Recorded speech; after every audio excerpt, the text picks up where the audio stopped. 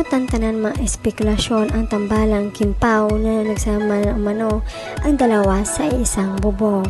Sa loob ng naman ng maraming taon na magkatambal sila ay sobrang pamilyar na sila sa isa't isa. Yung care at thoughtfulness din nila sa kapakanan ng isa't isa hindi lang limitado sa kanilang profesional kundi sa kanilang personal na relasyon. Lately, lumutang ang chikang nag-furniture shopping sila para umano sa kanilang kondo sa BGC. Katunayan, may buntot na balita pa na tinulungan pa ni Pao na mag-ayos ng furniture sa nasabing pugad si Kim.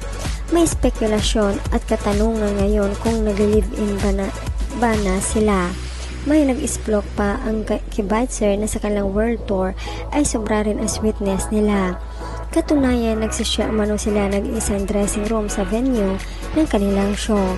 Ito naman ang hirit ng mga nagmamarisol sa nasabing issue ng mapag-usapan sa umpukan ng mga chismosang kapitbahay. Galawang mag-asawa na talaga, yung furniture shopping nila ay proof na playing real-life partners na sila. E ano naman kung live-in na sila, issue ba yun sa panahon ngayon? Paolo is already 38 while Kim is 36.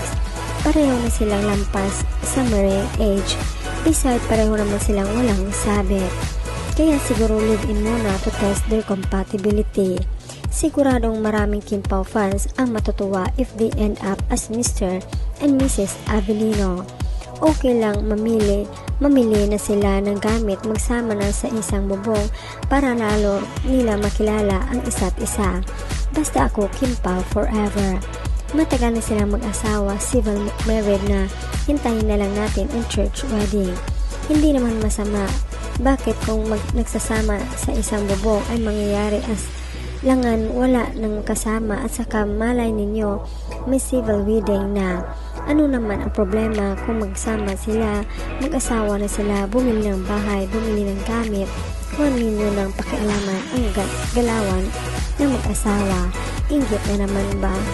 Masaya sila sa buhay nila at nasa tamang panahon na sila tadhana nila yung okay.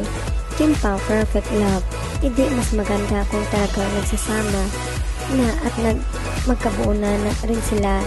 Diba? Mahappy ako para sa kanila. They are in the right to age to live in civil na yan. Kaya decision nila.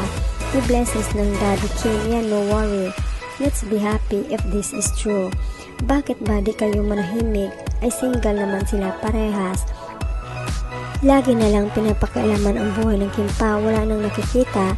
Sa dami ng mga artista, puro na lang ang Kim Pao ang nakikita. Ano bang nagawang kasalanan ng Kim Pao? At araw-araw na lang mayroong mga bashers na nakikialam sa Kim Pao. Sa bawat pambabash ninyo sa Kim Pao ay blessings ang kapalit, diba? Ninyo napapansin.